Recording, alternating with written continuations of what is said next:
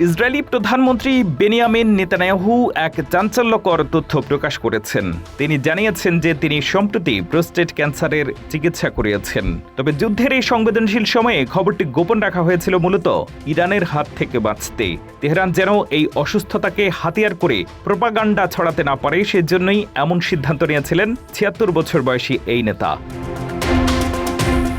Netanyahu এক বিবৃতিতে জানান, ২০২৪ সালে তার প্রোস্টেট গ্রন্থি বড় হয়ে যাওয়ায় একটি অস্ত্রোপচার হয়েছিল।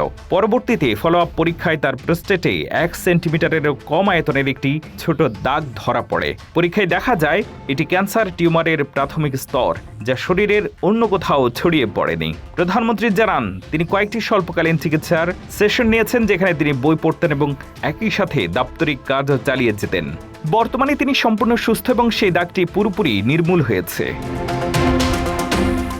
নেতানিয়াহুর বার্ষিক মেডিকেল চেকআপের রিপোর্টটি মূলত ২ মাস আগেই প্রকাশিত হওয়ার কথা ছিল, কিন্তু ইরান ও তার প্রক্সিদের সাথে যুদ্ধের চরম উত্তেজনার মধ্যে তিনি এটি পিছিয়ে দেওয়ার নির্দেশ দেন।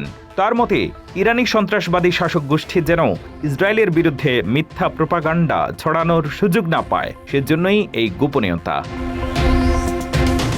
প্রধানমন্ত্রীর কার্যালয় থেকে তার ব্যক্তিগত চিকিৎসকদের ২টি চিঠিও প্রকাশ করা হয়েছে, যেখানে নেতানিয়াহুর বর্তমান শারীরিক অবস্থাকে চমৎকার বলে অভিহিত করা হয়েছে। ইসরায়েলের ইতিহাসে দীর্ঘতম সময় ধরে দায়িত্ব পালন করা এই প্রধানমন্ত্রী এখন পুরোপুরি সুস্থ হয়ে পুনরায় যুদ্ধ ও রাষ্ট্রীয় পরিচালনার কাজে মনোনিবেশ করছেন।